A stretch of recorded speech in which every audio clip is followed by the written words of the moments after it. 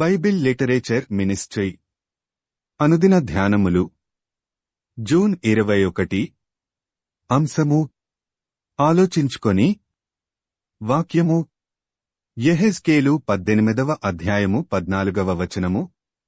అయితే అతనికి కుమారుడు పుట్టగా ఆ కుమారుడు తన తండ్రి చేసిన పాపములన్నిటినీ చూచి ఆలోచించుకొని అట్టి క్రియలు చేయకుండిన ఎడల.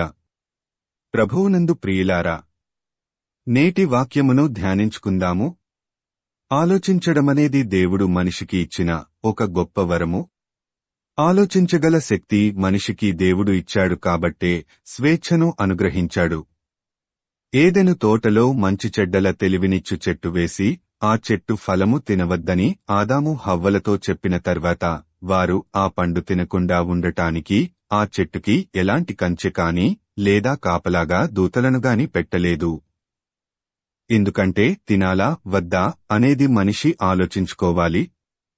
ఆలోచించుకునే క్రమంలో మనిషి దేవునికి ఎంత ప్రాధాన్యత ఇస్తున్నాడో దేవుడు చూస్తాడు. ఆలోచించుడి అని బైబిల్లో అనేకసార్లు దేవుడు చెప్పడం మనం చూడగలం. ఆలోచించి నిర్ణయం తీసుకోవడమన్నది స్వేచ్ఛకి ఒక నిదర్శనం. మనం ఆలోచించాల్సింది మనకు సంబంధించిన మంచి చెడ్డల విషయంలోనే. దేవుడు మనుష్యులకి తెలివితేటలు ఇచ్చింది మంచి చెడ్డల గురించి ఆలోచించడానికే. ఏదైనా ఒక పని చేయబోయే ముందు చాలా లోతుగా ఆలోచించడం వలన అందులోని లోటుపాట్లు మనకి అర్థమవుతాయి. అనాలోచితంగా చేసే పనుల వలన చాలా నష్టపోవాల్సి ఉంటుంది. యెహెజ్కేలు 18వ అధ్యాయంలో దేవుడు చెప్తూ, ఒకడు నీతిపరుడై నీతిన్యాయములను అనుసరిస్తూ తన ప్రవర్తన విషయంలో నీతిగా జీవిస్తే వాడు బ్రతుకుతాడు అని, అతనికి ఒక కుమారుడు పుట్టి పెరిగి పెద్దవాడయి తన తండ్రిలా నీతిగా జీవించకుండా దుర్మార్గుడిలా జీవిస్తే అతడు మరణిస్తాడు అని, అతడికి ఒక కుమారుడు పుట్టి పెరిగి పెద్దవాడయి తన తండ్రి చేసిన పాపములన్నిటినీ చూచి ఆలోచించుకొని అట్టి క్రియలు చేయకయుండిన ఎడల అతడు బ్రతుకుతాడు అని మనుష్యుల ప్రవర్తన గురించి చెప్పాడు.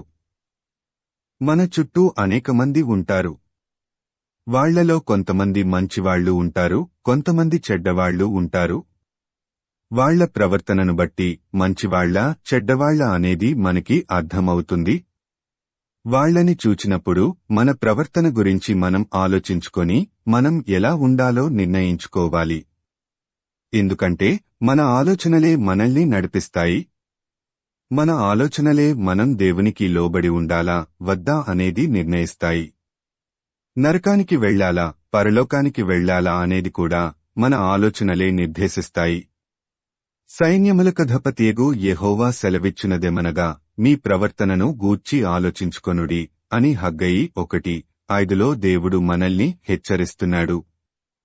మన ప్రవర్తన దేవునికి ఆమోదయోగ్యంగా ఉందా లేదా అనేది మనం ఆలోచించుకోకపోవడం వలన మనకే నష్టం జరుగుతుంది.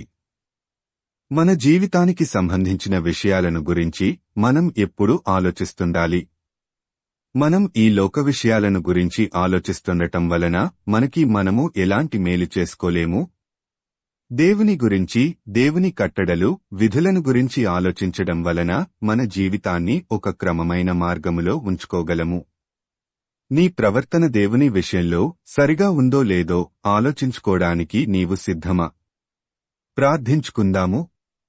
ప్రభువా, ఈ లోకంలో మేము జీవించినంతకాలము మా ప్రవర్తన విషయమై మేము ఆలోచించుకొని క్రమమైన మార్గములో జీవించినట్లు సహాయం చేయమని యేసయ్య నామమున అడుగుతున్నాము తండ్రి. ఆమేన్. ప్రభువునందు ప్రియులారా, మార్కు సువార్త 16వ అధ్యాయము 15వ వచనములో మీరు సర్వలోకమునకు వెళ్లి సర్వసృష్టికి సువార్త ప్రకటించుడి అని యేసు ప్రభువు చెప్పాడు.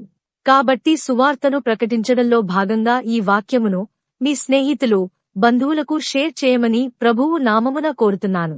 దేవుడు మిమ్మును దీవించునుగాక.